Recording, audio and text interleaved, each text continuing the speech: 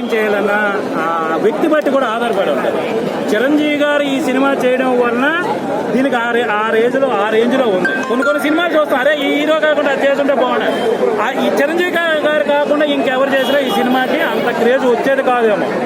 ఇంకో క్వశ్చన్ భయ్యా, అంటే ఈ మధ్యకాలంలో కొన్ని సినిమాల్లో ముఖ్య పాత్రలంతా ఎవరో బయట యాక్టర్స్ కానీ మంచి ఫేమ్ ఉన్న యాక్టర్స్ పెడతారు. ఇందులో కూడా విజయ్ సేతుపతి ఉన్నారు, అమితాబ్ బచ్చన్.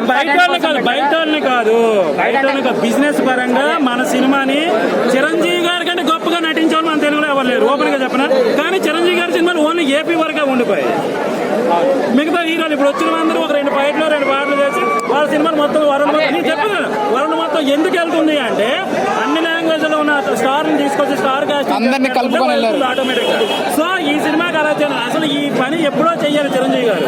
ఎందుకంటే నేను ఇప్పుడు చెప్తున్నాను భయ్య, ఠాగూర్ సినిమా రిలీజ్ కి నేను తమిళనాడులో ఉన్నాను. తమిళనాడులో ఇంజనీరింగ్ కాలేజ్ వాళ్ళ సినిమా చూసి వచ్చారు. నా పక్కన కంపెనీ నేను జాబ్ చేస్తున్నాను.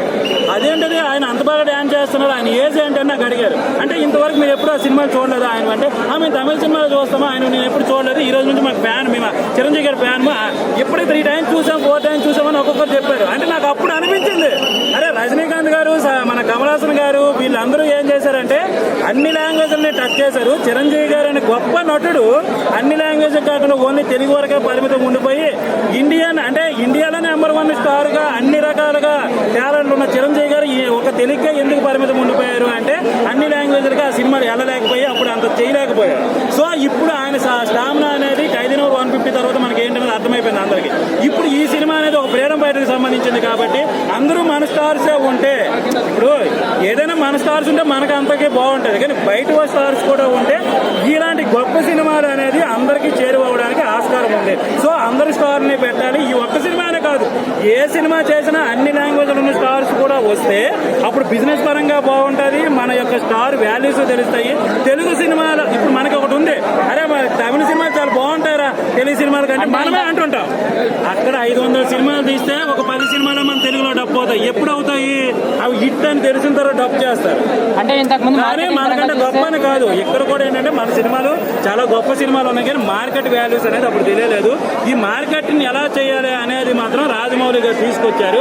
నిజంగా తెలుగు ఇండస్ట్రీ అనేది రాజమౌళి గారికి చాలా రుణపడి ఉంటుంది. ఫైనల్ గా రేటింగ్ ఎంత ఇస్తారు? ఈ బిజినెస్ అనేది మగధీర మీద చేస్తుంటే బాహుబలిని కాకుండా మగధీర రేటింగ్ ఎంత ఇస్తారు? 5 కాదు 100 5 అండి. మళ్ళీ చీప్ గా అన్ని సినిమాలకి 5 దీనికి. Thank you. ప్రతి సీన్ ఈ సినిమాలో ప్రతి సీన్ చాలా గ్రాండియర్ గా ఉంది. ఎంత గ్రాండియర్ గా అంటే మొన్ననే మనం నార్త్ ఇండియాలో కానీ టోటల్ ఇండియాలో బాహుబలి సినిమా చూసి రాజమౌళి గారు తలెత్తుకునేలా చేశారు. ఇవాళ ఈ సినిమా రిలీజ్ అయ్యి తలెత్తుకోవడంతో పాటు మీసం మెలేసేలాగా చేసింది మన తెలుగు ప్రేక్షకుడిగా. మెగా ఫ్యాన్ గా కాదు, తెలుగు ప్రేక్షకుడిగా చాలా గర్వపడుతున్నా. మన ఇండస్ట్రీలో చిరంజీవి గారు లాంటి నటుడు ఉండడం, ఆయన నటన గురించి మాట్లాడే స్థాయి అర్హత నాకు లేదు. కానీ ఆయన గ్యాంగ్ లీడర్ సినిమా రిలీజ్, ఖైదీ సినిమా రిలీజ్ అప్పుడు నేను పుట్టలేదు. ఆ చిరంజీవిని మేము మళ్ళీ ఇప్పుడు చూసుకున్నాం స్క్రీన్ మీద. మేము చాలా మురిసిపోయాం. సినీ కళామ తల్లి ఆయన సినిమాలు వీడి పాలిటిక్స్కి వెళ్ళినప్పుడు నాకు తెలిసి మూగపోయిందేమో ఆమె గొంతుక. కానీ ఈ రోజు మళ్ళీ చిరంజీవి నట విశ్వరూపానికి పవన్ కళ్యాణ్ గారి గొంతుక తోడే సినీ కళామ తల్లి ఇన్నేళ్ల తర్వాత మళ్ళీ మురిసిపోయింది. ఇప్పటి నుంచి సినీ కళామ తల్లి గుండె లబ్ధబరి కాకుండా సైరా సైరా అని చెప్పి కొట్టుకుంటుందని నేను చెప్తున్నా. బాహుబలికి సైరాకు ఇదే ఈ సీన్ కూడా నేను చెప్దాం అనుకున్నా. బాహుబలికి సైరాకి అనే మాట అసలు కంపారిజన్ వద్దు. ఎందుకంటే బాహుబలి అనేది ఫిక్షనల్ స్టోరీ, సైరా అనేది చరిత్ర. మనం చరిత్ర తెలుసుకోవాలి. రెండు ఒక పీరియాడిక్ మూవీసే. ఇప్పుడు నటించమంటే నువ్వు అదేంటి హిప్పీ క్రాఫ్ట్ పెట్టుకుంటావు, బ్యాగీ ప్యాంట్లు వేసుకుంటావు. ఎందుకు వేసుకుంటావు? నువ్వు అది వేసుకుంటావు, నేను అది వేసుకుంటా. ఎందుకంటే అప్పుడున్న ట్రెండ్ అది, ఆ పీరియడ్లో జరిగిన సినిమాలు కాబట్టి వారంటే అట్లనే జరుగుతుంది. మనం అందులో వారే కదరా, అందులో సీనే కదరా అని అనుకోవద్దు. ఇప్పుడు 1980s లో సినిమా హీరోలా రెడీ అవ్వమంటే హిప్పీ క్రాఫ్ట్ బ్యాగీ ప్యాంట్ వేసుకుంటూ నేను అయ్యే వేసుకుంటాను. మరి ఎందుకు నువ్వు అదే నేను అదే కంపారిజన్ నీకు నాకు ఎందుకు రాలా? సినిమాలు ఎప్పుడు కంపారిజన్ చేయొద్దు.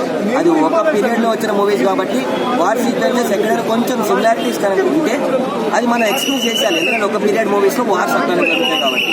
పవన్ కళ్యాణ్ గారి వాయిస్ ఓవర్ ఏ విధంగా అనిపించింది? పవన్ కళ్యాణ్ గారు వాయిస్ ఓవర్ చెప్పక్కర్లేదు. ఆయన కొన్ని కోట్ల మందికి గొంతుకయ్యాడు ఇప్పుడు ఆంధ్రప్రదేశ్ లో. అట్లాంటి ఈ సినిమాలో ఆయన గొంతు వినపడితే ఆ గొంతుకి చిరంజీవి గారు నట విశ్వరూపం తోడైతే సినీ కళామ తల్లికి ఎంత ఆనందమో అసలు మురిసిపోయి ఉంటుంది నాకు తెలిసి సినీ కళామ. చిరంజీవి గారి తర్వాత అంత స్కోప్ ఉన్న క్యారెక్టర్ ఎవరికి ఉంది? ప్రతి ఒక్కరికి ఉందండి. తమన్నా గారి గురించి చిరంజీవి తర్వాత ప్రతి ఒక్క క్యారెక్టర్ ఎవరినైతే ఎంచుకున్నారో అందరికీ ఒకే లెవెల్లో ఉంది. ఒకళ్ళు ఎక్కువ ఒకళ్ళు తక్కువ అని కాదు. జగపతి బాబు గారికి కొంచెం ఎలివేషన్స్ ఉన్నాయి. తమన్నా గారి క్యారెక్టర్ ఎలా ఉంది? అమితాబ్ బచ్చన్ గారి క్యారెక్టర్ చేశారు కదా, అతని రోల్ ఏ విధంగా ఉండబోతుంది? అమితాబ్ బచ్చన్ చిరంజీవి గారి గురువు. అమితాబ్ బచ్చన్ గారు చిరంజీవి గారి గురువు కింద చిన్నప్పటి నుంచి యుద్ధ విన్యాసాలు అవి ఇవి అంటే ఎట్లా ఉండాలి, ఏంటి మైండ్ ఎట్లా వాడాలి అవన్నీ నేర్పిస్తూ ఉంటారు. సో ఆయన లాస్ట్ వరకు ఉంటారు. అమితాబ్ బచ్చన్ గారు సినిమాలో చిరంజీవి గారికి వెనకాల నుంచి ఒక గైడెన్స్ అనమాట. అమితాబ్ బచ్చన్ గారి క్యారెక్టర్ చాలా బాగుంది. విజయ్ సేతుపతికి కొంచెం తక్కువైంది అనుకున్న క్యారెక్టర్. తమన్నా గారి క్యారెక్టర్ ఎలా? తమన్నా గారి క్యారెక్టర్ ఆ సాంగ్ ఒకటే భయ్యా. ఆమె యాక్టింగ్ మొత్తానికన్నా ఆ సాంగ్ లో చేసిన యాక్టింగ్ కి 100/100 ఇవ్వచ్చు. నయనతార అయితే పీక్స్ ఇంకా సేమ్ రాజారాణి సినిమా. ఫైట్స్ ఎట్లున్నాయి భయ్యా అసలు? పవన్ కళ్యాణ్ గారు వాయిస్ వస్తుందా అనేది మనకు తెలియదు ఎప్పుడు వస్తుందో. వచ్చినప్పుడు ఆడియన్స్ రియాక్షన్ ఎట్లుందంటే, అరే మన ఇంట్లో వాళ్ళు ఎవరో చిన్నపిల్లలు మాట్లాడుతున్నా పెద్దలు మాట్లాడుతున్నా మనం ఎట్లా ఆనందిస్తాం, చిన్నపిల్లలు మురిసిపోతారు. అట్లనే పవన్ కళ్యాణ్ గారి వాయిస్ వచ్చినప్పుడు ఫ్యాన్స్ అందరూ అసలు ఎంత పులకరించిపోయారు అంటే ఇంకా లేచి డ్యాన్స్లను. ప్రసాద్ థియేటర్లో ఉన్నానా సంధ్యా థియేటర్లో ఉన్నానా అని ఆశ్చర్యం వేసింది నాకు. అంత ఇదిగా ఎంజాయ్ చేశారు పవన్ కళ్యాణ్ ఫ్యాన్స్. ఫైట్స్ ఎట్లున్నాయి భయ్యా? ముఖ్యంగా ఫైట్స్ అదే భయ్యా. ఒక 64 ఏళ్ళ పెద్ద ఆయన చేస్తున్నాడా రామ్ చరణ్ చేస్తున్నాడా అన్న డౌట్ వచ్చింది. ఆయన ఫైటింగ్ చేసింది చిరంజీవి గారు చాలా బాగా చేశారు. ఫైనల్లీ 5 కి రేటింగ్ ఎంత ఇస్తారు? 4.5. 4.5. ఆ 0.5 కూడా ఎందుకంటే దిష్టి తగలకుండా ఉన్నాడు. ఓకే, థ్యాంక్ యూ భయ్యా, థ్యాంక్ యూ సో మచ్. చెప్పండి. ఇంకా పాటలు ఎట్లున్నాయి? డైరెక్షన్ మామూలు లేదన్నా తెలిసి బాహుబలి కంటే 100 రెట్లు బాగుంది ఈ సినిమా. ఫైట్స్ విషయానికి వస్తే ఫైట్ల విషయానికి వస్తే నాకైతే హాలీవుడ్ లో చూసినట్టుంది, పాతకాలం హాలీవుడ్ లో చూసినట్టుంది సినిమా.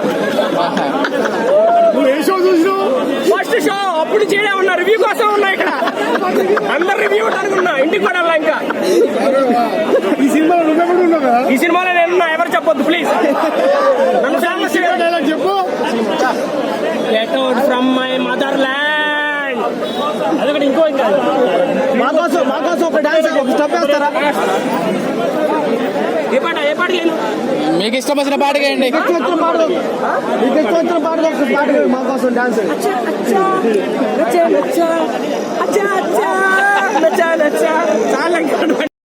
ఏంటంటే వాళ్ళిద్దరు కలిసి నరసింహారెడ్డి గారి కంటూ ఒక జయంతి ఒక వదంతి అతని కంటూ ఒక రోజు తీసుకురావాలి భయ్యా. We will all pray for that. Movie మాత్రం ఓవరాల్ గా చాలా వెరీ గుడ్ మూవీ భయ్యా. ఇంకోటి మన రాయలసీమ మన విద్యలూరు ప్రకాశం డిస్ట్రిక్ట్ ప్రజలకే కాకుండా మొత్తం తెలుగు ప్రజలు ఎక్కడున్నా మొత్తం తెలుగు ప్రజలకి ఇండియా ప్రజలకి నరసింహారెడ్డి గారు అంటే ఒక ప్రైడ్. అతను దీంట్లో మూవీలో మాత్రం ఓన్లీ బ్రిటిషర్తోనే ఫైట్ చేసినట్టు చూపించారు, కానీ అతను రియల్ లైఫ్ స్టోరీ తెలిసిన వారికి రియల్ లైఫ్ లో అతను నవాబులతో కూడా ఫైట్ చేశారు భయ్యా. నవాబులతోని మన రజాకార్లతో కూడా ఫైట్ చేస్తారు. అది మూవీలో చూపించలేదు, అది ఏందో తెలియదు, కానీ మూవీ మాత్రం కళ్యాణ్ సార్ వాయిస్ ఓవర్ ఎలా అనిపించింది? స్టార్టింగ్ లో మాటలు లేవు, మాట్లాడుకోవడాలు లేవు, దానికో లెక్క ఉన్నది. ఏ డైలాగ్ గుర్తులేదన్నాడు. ఇన్ని రోజులు వెయిట్ చేసినందుకు సినిమా బాగా అనిపించింది. అనుష్క శెట్టి జస్ట్ ఒక 5 మినిట్స్ రోల్, కానీ దీంట్లో మెయిన్ లీడింగ్ రోల్ వచ్చేసి తమన్నా గారు భయ్యా. అసలు సెకండ్ లీడ్ రోల్ వచ్చేసి తమన్నా గారు. అమితాబ్ బచ్చన్ క్యారెక్టర్ ఎలా అనిపించింది? అమితాబ్ బచ్చన్ క్యారెక్టర్ ఎలాంటిది అంటే మన ద్రోణాచార్యులు ఉంటారు కదా సార్, అలాంటి క్యారెక్టర్ చేస్తే ఎట్లా అంటే పెద్దవాళ్ళు ఫైటింగ్ నేర్పడం కానీ మన మంచి మాటలు నేర్పడం కానీ అలాంటి రోల్ అమితాబ్ బచ్చన్ గారి మూవీ ఓవరాల్గా బాగుంది. నిహారిక కొనిదెల తను కూడా చేశారు. ఎట్లా అంటే మన ఒక గిరిజన రోల్ అంటే ఒక అడవికి చెందిన గిరిజన రోల్ చేశారు. ఒక 5 మినిట్స్ ఉన్నారు. జబర్దస్త్ నవీన్ యాక్టింగ్ ఎలా ఉంది? 2 మినిట్స్ వచ్చారు. ఎట్లుంది భయ్యా మూవీ? సూపర్. ఎట్లుంది? గట్టిగా చెప్పు. సైరా నరసింహారెడ్డి.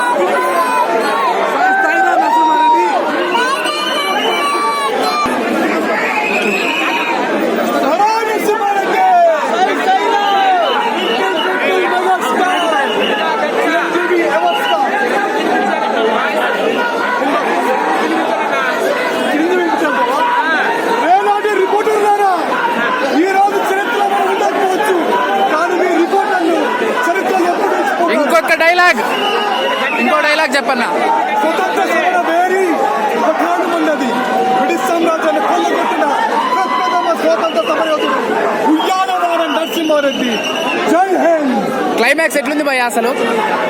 క్లైమాక్స్ అసలు అదృష్టంగా అసలు పిచ్చెక్కిపోతుంది. క్లైమాక్స్ చాలా బాగుంది.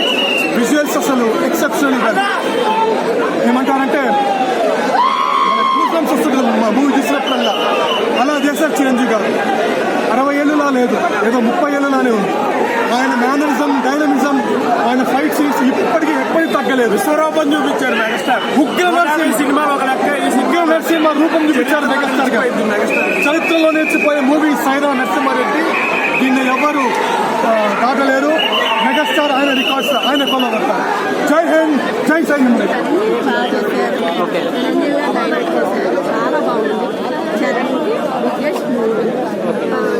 ఇందులో అమితాబ్ బచ్చన్ ఇంకా అలాగే జగత్ బాబు, విజయ్ సేతుపతి ఉన్నారు కదా, వాళ్ళకి ఇంపార్టెంట్ రోల్స్ ఉన్నాయా?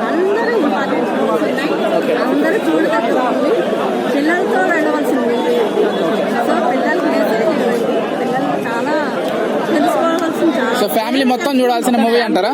ఫ్యామిలీ మొత్తం చూడవలసిన మూవీ. మేము కూడా తెలుసుకున్నాం ఆ స్టోరీ మనకే తెలియదు.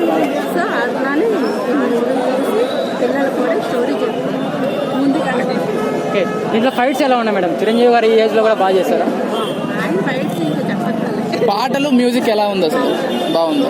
అంటే డైరెక్టర్ ఎలా చేశారు? డైరెక్షన్ ఎలా ఏమైనా లాగ్ అనిపించిందా లేదంటే? ఓకే,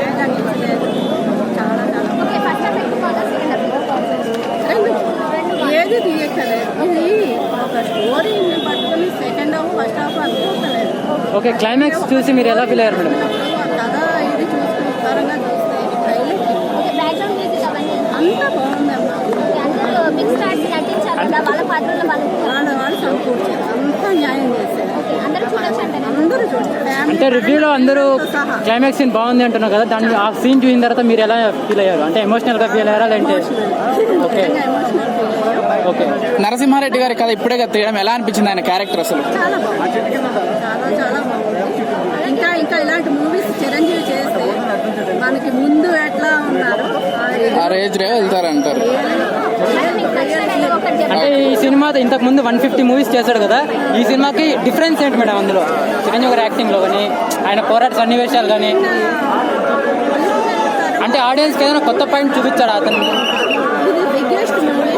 నేను ఇలా కంటిన్యూ చేస్తే నిజంగా బాగుంటారు. పిల్లలందరికీ కొన్ని మెసేజెస్ ఇస్తున్నట్టు అవుతారు. 100కి మార్కులు ఇస్తామంటే ఎన్ని ఇస్తారు మీరైతే? 100కి 100 5కి రేటింగ్ 5. Thank you madam. మేము చేసే వీడియోస్ మీ మొబైల్ కి నోటిఫికేషన్ గా రావాలంటే మా ఛానల్ ని సబ్స్క్రైబ్ చేసుకుని పక్కనే ఉన్న బెల్ ఐకాన్ ని యాక్టివేట్ చేసుకోండి.